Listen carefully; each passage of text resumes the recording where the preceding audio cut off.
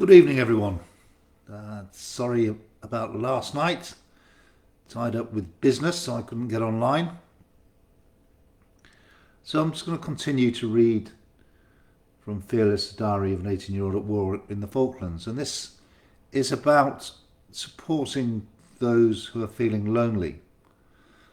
And hopefully they'll join in, sit down and listen. An adult Jackanory, perhaps, but only a true story. And I'm not sure what's going on with the frame rate. Apparently something needs to be adjusted. I've no idea how to do that, so I'm not going to do it. Settings, let's have a look. Anyway, let's just keep going. And hopefully you can see all of this. So, Fearless, the diary of an 18-year-old at war in the Falklands. Chapter 9. On our way. Friday, 7th of May. After 21 days... Right, just a second.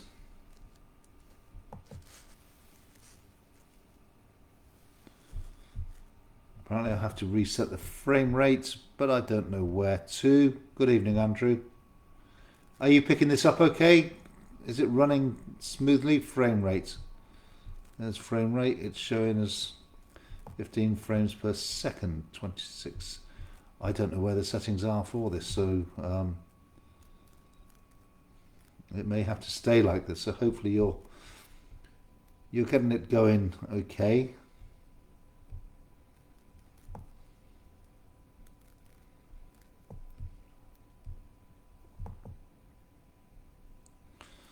The camera's plugged in, so we should just be going. Anyway, I'm going to continue to read. All good, thank you, Andrew.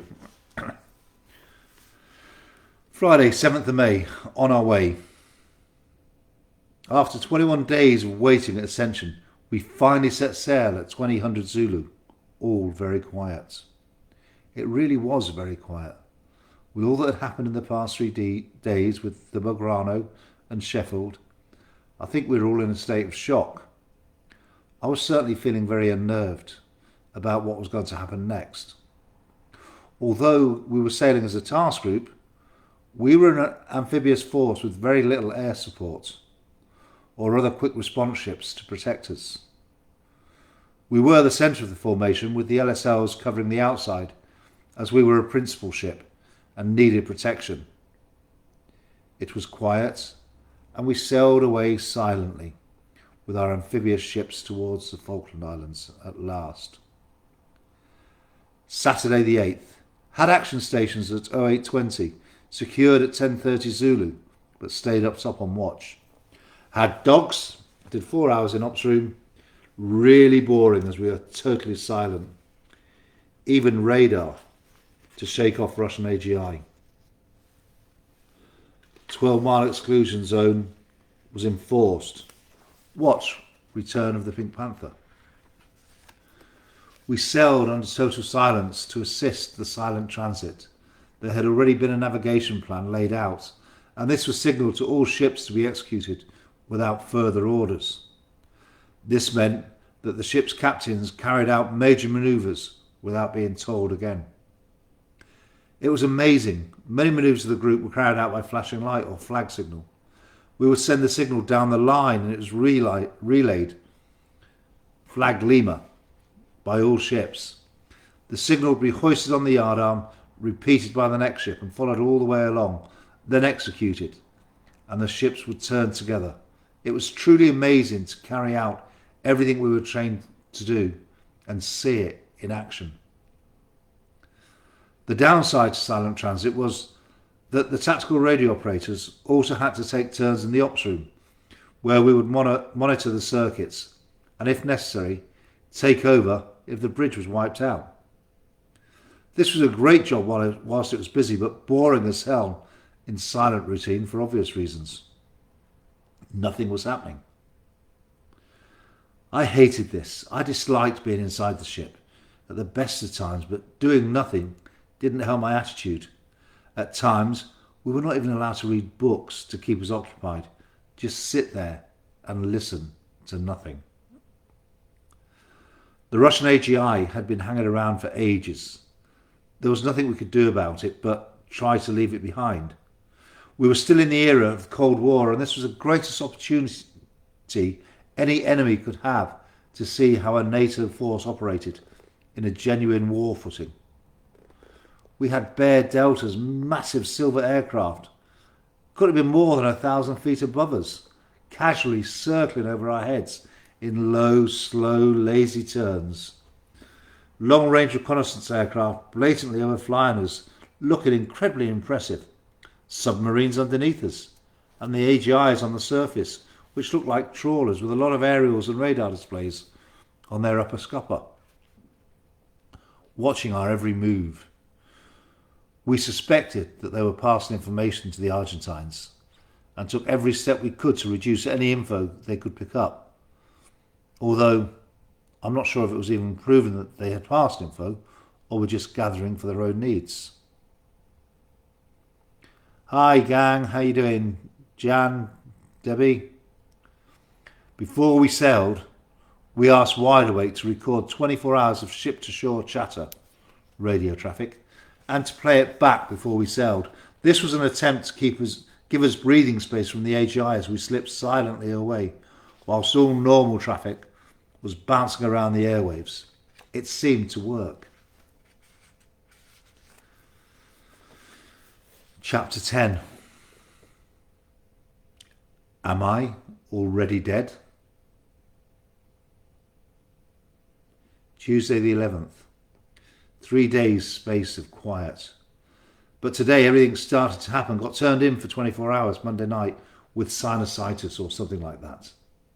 Then at 0130 had exercise action stations, all closed up and ready in 12.5 minutes. Very commendable. But CY brackets 10 bellies mounter told me I had to do my watch long morning. Still in agony, but TB took no notice, not even with sick note, so I did the watch. Had the afternoon, during which time 2 Russian Bear Delta reconnaissance aircraft flew over our task group and circled, obviously taking stacks of FOTs and passing info to the Argies. Then, at about 14:30 Zulu, action stations were real as a periscope was sighted by Intrepid, and so the task group split, with Ardent and Argonaut going to investigate the sighting, and 5 Sea Kings. It turned out to be a school of whales, we think, but did have positive sonar contacts. Captain reckons probably a Russian, so no threat to us. RG fuel tanker blown up by Arrow in Falklands Sound. Had an airdrop from a Hercules containing mail. Got 1 mailie off Kim, but nothing else. Perhaps they'll really think that I'm already dead, so aren't bothering anymore. Nighttime, all quiet. Nope, just took 8 minutes to get closed up for action stations. Superb. Also had a fire on board, and when alarm sounded, we were all up and ready to go to action stations, as the general alarm and fire alarm sound the same, but only small lagging fire and put out quickly by the fire party. We were ready in 3 minutes. Sinusitis read as a migraine. The scab lifters couldn't put a name to what I was suffering with. A stabbing pain in my temples, blind in one eye, slurred speech, a numb right hand. I was in agony, unable to operate effectively. It was only an exercise, but the yeoman wanted me on the bridge. I believed he was a vindictive bastard, but he was just driving us to experience extremes, because if the crap really hit the fan, migraine or no migraine, I would have to operate at some level. As hard as it was, I got through it. The Bear Delta's massive silver aircraft couldn't have been more than 1,000 feet above us, casually circling over our heads in slow, lazy turns. They were an impressive sight and there was nothing we could do about it but watch and wave as they did their bidding.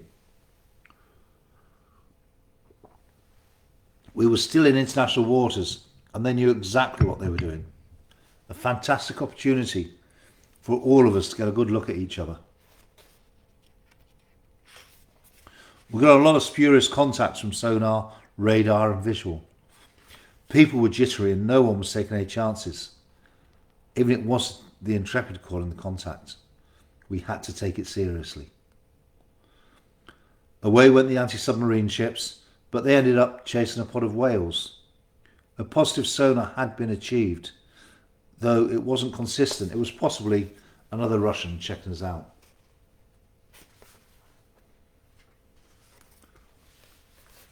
We were already at defence watches, so half the ship's company were on watch, the other half getting their heads down or relaxing.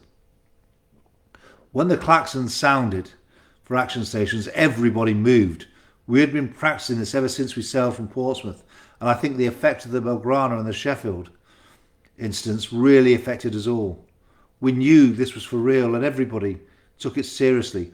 We were up and ready to fight in under 8 minutes. Not bad for 600 plus crew. We were really impressed with ourselves. And I felt that I was part of a great team that could do anything. In all this time away, I got very few letters from home.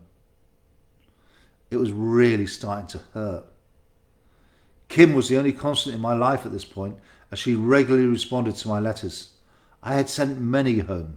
In fact, I wrote home nearly every day. I described the sceneries, the things the lads did in the mess,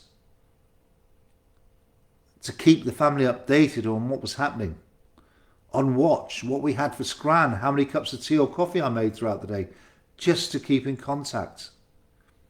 Some of it must have been really dull, but to me, it was the most important stuff in the world, because I was talking to my family, who I may never see again, but they weren't talking back.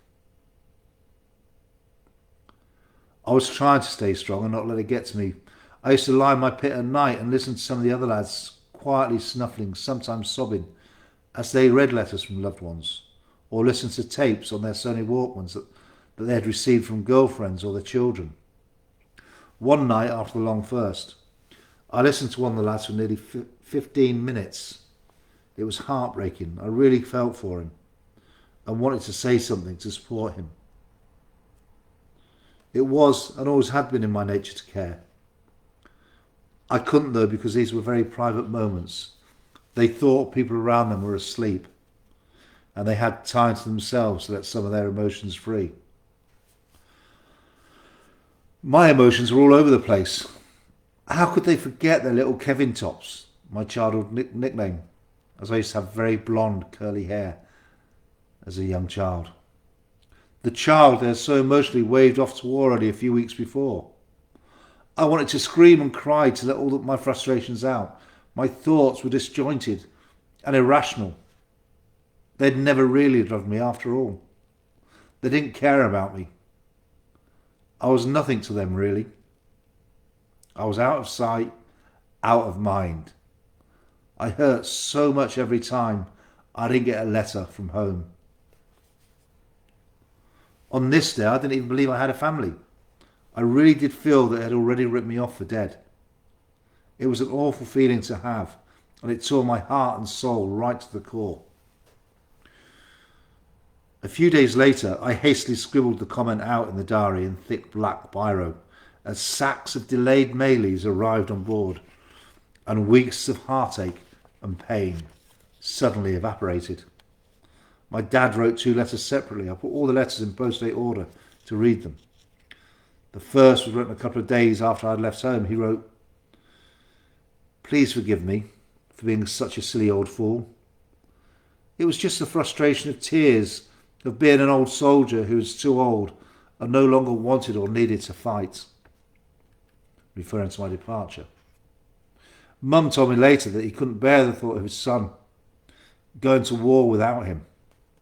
He felt I was just a boy and not designed or mentally ready to fight a war.